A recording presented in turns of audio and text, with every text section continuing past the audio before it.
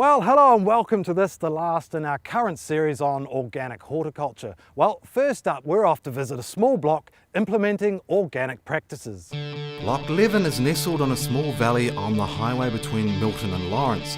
Like Lawrence, the area has a proud gold mining heritage.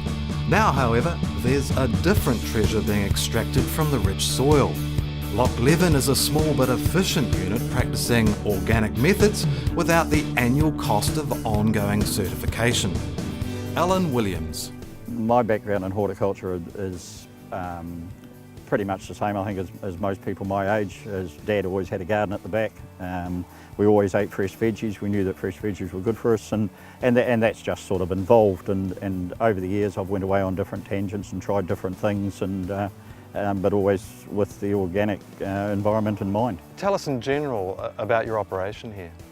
My operation here is in the Glenore Valley is a 2.5 acre block that we brought 15 years ago. It lended itself to being organic. It had a spray-free history of probably 30 plus years. We've tried a whole lot of different things over the years. Now sort of settled on veggies, free-range eggs, and a good little lifestyle. Now, getting to your produce, what do you actually grow here? We grow pretty much the normal veggies that most people would grow, the zucchinis and the carrots and the parsnips. 90% of that's for our own use. There is a little bit that we sell to the street. There's a few lettuces and the broad beans, and I suppose it's more a surplus than something we deliberately grow for sale. Any surplus would get sold to the road. And some interesting plants you grow, you're experimenting with things? Yeah, we've tried sea buckthorn with no success at all. We've tried gojis with limited success. Sorry, what are those for those at home who know? Sea buckthorn is a berry from, not sure where it was from now. It was a complete disaster. It sort of went nowhere really. Goji berries are Tibetan wolfberries, grow wild in Tibet. Actually managed to get the plants to grow. Never really had any success with getting berries, although a contact of ours up on the back of Table Hill here is having better success than I did, so I don't mind growing the plants for her if they can get the berries. The other thing that we're possibly going to have some success with is yacon tubers, so we'll find out this spring whether yacon will make it. And what is a yacon tuber? Yacon is and I've got a very limited knowledge of yacon, is a tuber that's a native to the Andes. It grows a bit like a dahlia and supposedly is a very sweet, red deliciouscy type in stir fries and salads. So like I was saying, time will tell. How does the actual local micro-environment here, if you like, contribute to your choices? Is it good for growing a lot of things? Yeah, I think it probably is. We don't get too much coastal stuff. We certainly get our share of frosts in the winter, like everybody else does, but I don't think there's anything that I could grow that I can't grow here that you'd be able to grow, or vice versa. I think probably the one, if it is a disadvantage, is it would be nice to be able to grow apricots and peaches, because there's certainly a market there for organic summer fruit, but we're just not far enough into central. Our summers just aren't quite long enough. Raised gardens, or not used by Loch Leven at the moment, are an excellent way to grow potatoes. Gardeners should build a sandpit, plant the seed potatoes and cover with pea straw, lawn clippings and whatever else organic comes to hand. Come harvest, the potatoes are easy to access by simply moving the straw and other covering materials aside without the need for strenuous digging. Okay, for people sitting at home, perhaps on something less than a 1/4 acre or the size, you've got quite a large block here compared to someone in town. Yep. How can they start? Take us from the basics. How do they start their own garden? Well, my advice to anyone that wanting to start a small garden on an 1/8 of an acre, well, I suppose if you wanted to go back one more, you could, on a patio in planter pots, you can grow a couple of lettuces, you can grow a couple of beans. It's actually interesting, this year we sell veggies here, and this year instead of selling them in punnets of 8, we sold them as individual lettuces. And it was actually interesting that people that thought, there's a good idea, I can just grow one lettuce. So you can do it at that level, which is pretty simple, 50 cents for a lettuce plant, bag of potting mix, a pot, and you've got yourself a garden. Take it up to the next level, something that I would advocate for anyone wanting to start a little garden is dig their little area over, but certainly look up a book called Companion Planting by Gertrude Franks, this is a German lady, and most libraries should have it. Divide your garden up, mark out your rows, read Gertrude Franks' book obviously, which will tell you what goes in each rows. This is something you can plan in the winter. Then work out your companion planting. Starting with a piece of lawn that may not have been a garden for many years, and in fact the grass has probably taken up most of the nutrients. How do you actually apply that nutrients? Do you plant things like lupin that add nitrates to the soil, or can you speed the process up? Something I personally would do is in the autumn dig the turf over, turn it upside down and just leave it, maybe put a bit of oat husk on it or a bit of pea straw for the winter, and hopefully that'll break it down. Come spring you'll be able to turn it over. Another concept which we've tried but not very seriously or never is putting down wet newspaper and then putting the compost on top. There's people who use old carpet, so these are all opportunities. The raised bed concept, build your little sand pit, put the carpet in the bottom, fill it up with good compost. So these are all opportunities. You're only talking about a small area, so the wet newspaper is not a bad idea. How do you tell you have got a good soil? Worm life, just the structure of the soil, the smell of the soil. I think, I think that the average person would even look at it. If it's not sandy, running through your fingers, it's not clayey and staying like plasticine. It's alive, I suppose. Yeah. Now I've dug over my little area. I'm a complete beginner at this. What's something good to grow in an organic sort of way without introducing initially the first thing you would recommend people grow? I think if you want to have some success in the first season, brassicas are probably something you want to avoid. White butterfly can be an issue organically. So yeah, the lettuces, carrots, radishes, turnips. There's quite a few things that are going to grow quite quickly. You're going to get a result quite quickly. Probably the more basic things, potatoes. You can't really come too far unstuck with potatoes. There's people that grow very good potatoes. There's people that grow average potatoes. But yeah, I think probably brassicas is something you probably in the first year would probably pay to stay away from. Poultry are a great option if you're looking for a low upkeep organic producer. All they require is a good supply of sunlight, room to roam freely, an area for a good old dust bath, water and a regular supply of food scraps, bone meal and protein. If supplied with all these right living conditions, young birds can lay an egg or two a day. What do you think about small producers like yourself and going organic? Is it worth going through that certification process? The certification process, my personal opinion, for a little fella or a small place like us, who is a hobby, not an income, and it's a hobby with emphasis on the word hobby, because it probably costs money, it doesn't make any. Therefore, I don't think there's really any justification in any certification. I think when you get to a level where you're supplying supermarkets, you're supplying people that can't see where they're buying from, then there's justification in a certification. People come to my place and buy a lettuce. We won't cut the lettuce until somebody buys it, so they can see what they're getting. It's pretty obvious the place is organic. So if you're in a supermarket buying the same lettuce, you've got no guarantee. So there is certainly a place for certification. What made you think this way about organics and that sort of thing? Surely it would be easier just to use the Roundup to get rid of the weeds and that sort of thing. Why have you put yourself in the position where you've gone, well, now what is sort of an alternative route? I think probably one of the advantages I've got is it's a small property. I'm pretty much pest free anyhow. I had a problem with codlin moth 4 or 5 years ago on the old apple trees. We put the traps in, which is vinegar and treacle and water, and stopped the breeding cycle.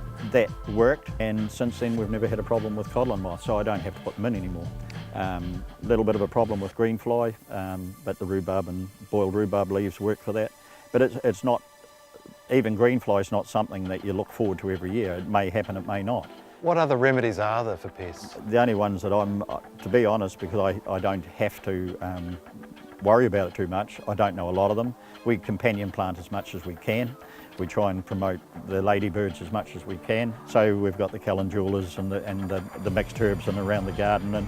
And although that hasn't been very scientifically done, I think as a result of what we have done has certainly worked. For people at home, what is companion planting? Using plants that are compatible with each other, whether it be the smell or the flower that attracts the parasitic wasp or or the ladybird or the bumblebee, and just trying to get the whole thing in sync, so that nature's working with nature really. And like I was saying, I think whether it be by something we've done or whether it be by accident, I'm pretty sure it's working down home. Now this property we're on overlooking your property, where are we? Sun Circle, which is another free range poultry operation that's just been set up for about 6 months now, and is certainly a huge compliment to the valley. It is very important then to have that companionship with people around you. Yeah, I think it is. Yeah, it's different ideas, different concepts. I think one of the disadvantage from an organic point of view is the distance that a lot of us organics are away from each other. Like there's people in Clinton, there's people at Table Hill, there's people on Port Chalmers, there's people, but we're all too busy, we're all doing our things, there's distances involved, and as much as the certifications got its points, I think a networking group even by email would be a nice thing, just to keep in touch with everybody, yeah. Companion planting is a must for the keen organic gardener. Differing plant varieties cohabitating together attract different insects and provide much needed nutrients to the soil, which plants grown later in a plot may require for best results. The internet provides an excellent source of information on companion planting for backyard organic enthusiasts.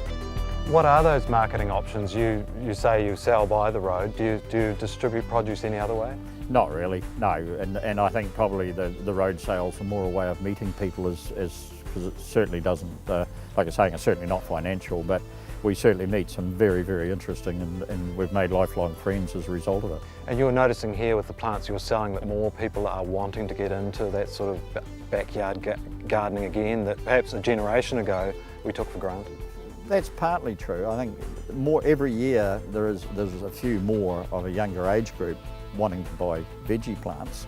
I suppose I'm only gauging by the people that I see. I don't see what goes into garden centres, but I think still the biggest majority is the 55, 56-year-old, my age group, that are still remember Dad growing veggies. But yeah, I think it is starting to happen. And what about sourcing seed? Is there an ideal place to get seed? I personally buy from a merchant. Cost is the obvious thing, because to buy enough lettuce seed for me for the season would just cost too much at the local garden centre. So I buy from a wholesale outfit. But no, I don't think there's no particular seed. There are some very, very good organic suppliers. There's Kohanga Gardens, I can't think of the other ones now, but they're definitely on the internet. If you Google New Zealand for organic seed, it's certainly out there and it's certainly available. And dollar for dollar, Willowburn and Mosgiel, they're got a very good range of seed.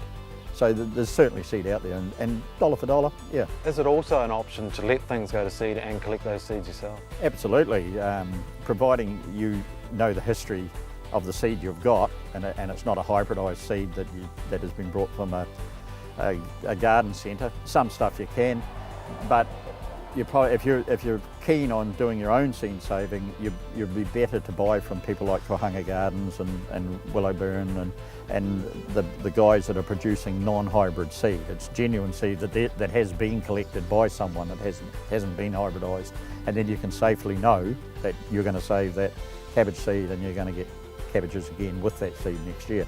I suppose the one thing that is when you let it go to seed is that you do not need to let the whole lot go to seed. You only need to let one plant, because you get an awful lot of seed off one plant. So for you, this way of living and on your block of land here with the produce and the chickens, is that a lifestyle decision or a financial decision? No, it's definitely a lifestyle decision. It's certainly not financial by any stretch of the imagination. The property's just not big enough. And it's definitely a lifestyle.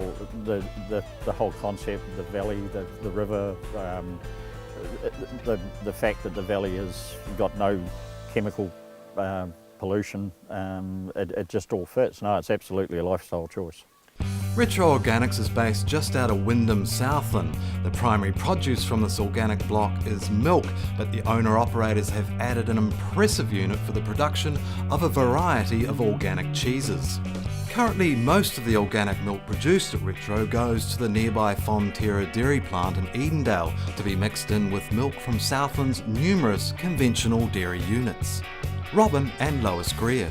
Okay, Robin, tell us in general, what do you get up to on this sizable block of land at Retro Organics? Okay, yeah, we've got almost 300 hectares here, milk about 600 cows and 2 cow sheds run it sort of as 2 separate farms. But apart from that, we actually also process our milk into cheese and going to be processing yoghurt as well soon. So they're milked and the milk's turned into cheese. Exactly, into cheese the day that it comes from the cows. What's your background within the dairying industry? We share milk for 12 years around the Waikato, and then we sold up from that and came down here and brought this, our first farm, which was 80 hectares where we are. That was conventional farming you were doing in the Waikato? Yes, yeah, we were conventionally farming, just like the majority of New Zealand dairy farmers are, and we did the same thing when we first came here to Southland. So what turned you to that organic way of farming? We've always been aware of a lot of things that go into food and wanted to eat healthily ourselves, so we've always been a bit aware of what we've eaten, and over the years we've cut out more and more of the chemicals and decided that we don't want to use some of these things. And so it's been over a period of probably 8 or 9 years that since we actually farming wise decided to change the way we farmed. What was the process to get that organic certification? Well, the organic certification we started about 2.5 years ago, and it was really just we get audited every year on all the inputs that we have into our farm. Now, there's certain things that we're allowed to use and things that we aren't allowed to use, and so they check that we're only using the things that we're actually allowed to use. So the land takes 3 years to get certified, and we're nearly there with this farm now. It hasn't been a harsh process. We actually want to head that way. We actually believe in what we're doing. We feel that organics fits with what our thinking is. So for a conventional farmer who's doing it for money, it might be a bit different. There'd be some things they would do that they wouldn't really be wanting to do, whereas we're doing it because we actually believe in organics and believe that we want to produce better quality food for people. The couple originally were just going to make Camembert and Colby cheeses. When others, however, heard of what they were doing, they began to get inquiries about other varieties of cheese, and so production has been fueled by popular demand. When it was found that organic garlic could be sourced, it was added to Colby. The folk at Retro Organics are not afraid to experiment. Well, there's a gap out there in the market for organic cheese. There's other people making other products, so we felt that cheese was a good option. And making cheese is actually an interesting process. We start off with liquid milk and end up with a solid cheese product, and we can get so many different flavours and so many different types of cheese. Now, you mentioned lots of different types of cheese. How did you perfect the method behind each cheese? Lois put up with me in her kitchen one day a week for probably 18 months to 2 years, trying different recipes, trying to perfect the cheeses that we were making.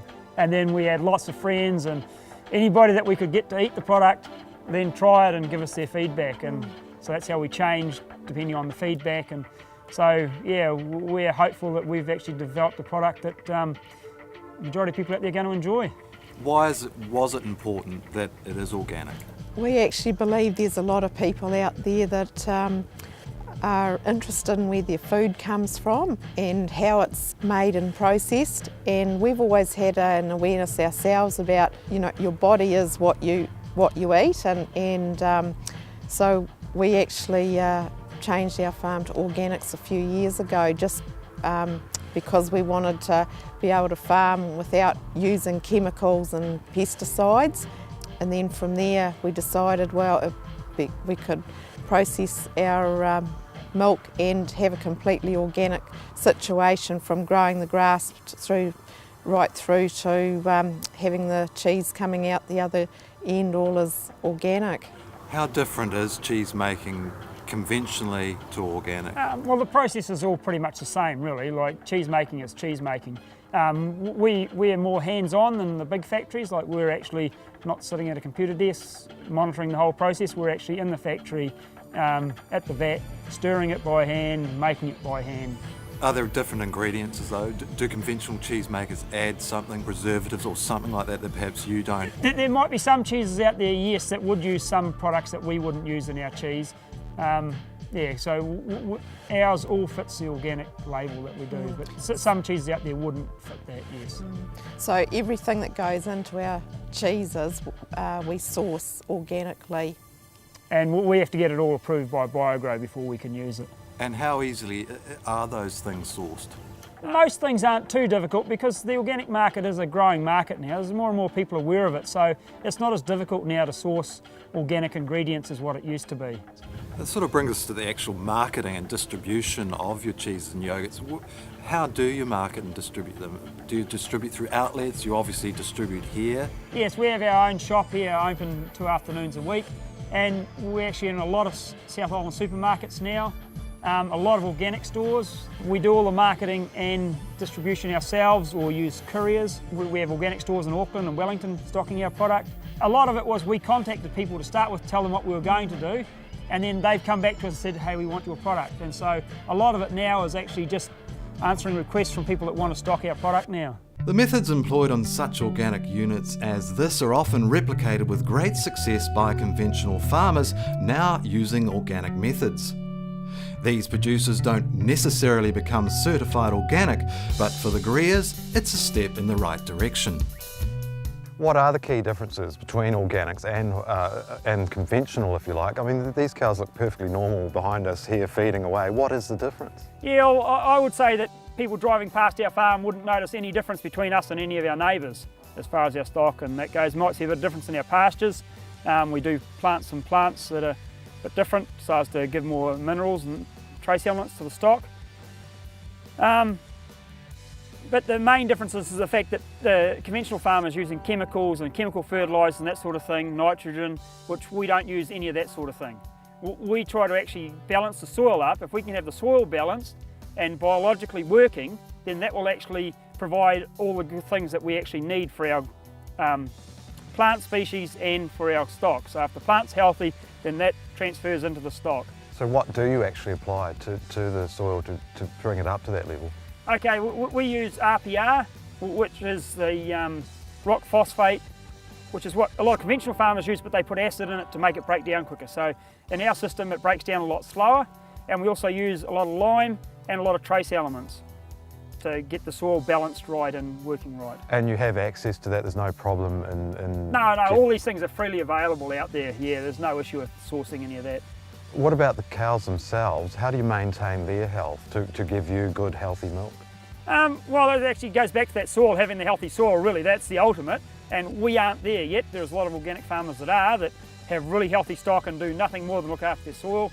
Because we're still not there yet, and we still get some issues that we have to deal with, the likes of worms and that sort of thing. We use cider vinegar and a garlic preparation that we make or we can purchase. We use some homeopathic remedies. Yeah, trying to keep the mineral status and all in the cows, keep their copper levels and selenium levels and that sort of thing all right, helps them to be healthy. I guess it's a bit like a human. If you've got everything in balance in your body, then you're healthy. How many organic dairy farmers are there around? In the North Island, there's actually a lot of organic dairy farmers because there's actually a premium paid for organic milk in the North Island, but that's not the case down here in Southland. And my understanding is I think there's about 4 of us organic dairy farmers in Southland. So not huge, not a huge proportion really at all. No, like we're a real minority here in Southland, yeah. Now this is the road for you then? You're not going to go back to those conventional methods? No, I think I'd probably sell up before I went back conventionally farming.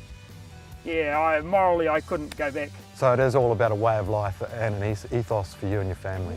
We changed to organics when there was no premium for milk, and there still isn't a premium for milk here where we are. So we changed to organics with no financial gain to us, just we felt that it was a better way of farming. Jersey cows are a small, honey brown breed of dairy cattle. Originally bred on the British Channel island of Jersey, the breed is popular for the high butterfat content of its milk, excellent for the cheese making process, and they carry a lower maintenance cost because of its lower body weight. As well as its genial disposition, Jerseys are well known as curious and gentle cattle. Now, can you take us through the process for someone like myself or someone at home watching? What is the process of cheese making step by step? Okay, well if we start right from when the cows get milk, the cows, in our case, the milk comes straight across to our factory, which is 75 metres away from the milking shed. And then the first process is the pasteurisation that it goes through. Now that's something that we legally have to do. All milk has to be pasteurised in New Zealand before it's used. Pasteurisation is heating the milk to 72.5 degrees for 15 seconds in our case. And that kills all the bad bugs and all that are supposedly in the milk. After pasteurisation, it's put straight into a vat where we then put the cultures, which that enhances the flavours, and in the case of the white mould cheeses or the blue mould cheese, we put the mould spores in as well. So that all goes in as soon as the milk hits the vat from the pasteurisation. And then after that, that is left for a length of time, depending on the type of cheese we make and how much we want the culture to work before we put the rennet in. We then put the rennet in, which the purpose of the rennet is to set the milk so as we have a solid mass of curds. And you use a special ingredient there, isn't it? We use vegetable rennet so as to make the cheese then available for people that are vegetarians, so that they can then purchase our cheese because we haven't used any animal rennet in there. And so the next step of the process? So the next step of the process is we actually cut the curd then, and depending on the type of cheese we make, depends on the size that we cut the curd, and the size of the curd makes a difference in the amount of moisture that's left in the cheese. So the bigger the blocks of curd that we have, the more moisture it's going to have in it. If we want a drier cheese, like a cheddar, we actually cut it finer so as we get more of the moisture out of it. So after that, for the likes of a feta or a camembert, we would actually then drain it off and put it straight into the moulds ready to set. And it would then be left in them until the next day, and then it would go into the maturation room where, for a camembert, the white mould grows, and that takes about 10 days for that to grow.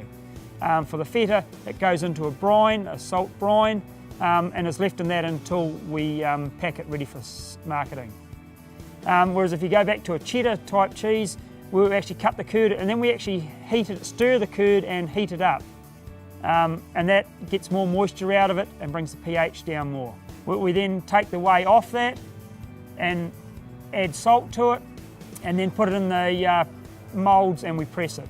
And so that's pretty much the process. Then the cheddar would actually then be kept for about 3 months before we can actually sell it, before it would actually get the flavours that we want. So it's kept at about 11 degrees C to actually enhance them flavours and develop them flavours. Now that then is only a mild cheddar. For a tasty cheddar, we have to keep that about 9 to 12 months to actually get the flavours that we want for a tasty cheddar. And a vintage is 18 months to 2 years. Well, thanks for watching this, the last in our series on organics. If the certificate in organic horticulture interests you, or in fact any other course offered by SIT, then don't hesitate to call 0800 SIT to learn. Well, I've got a little bit of weeding here to catch up on in my own little organic block here at home, so thanks for watching.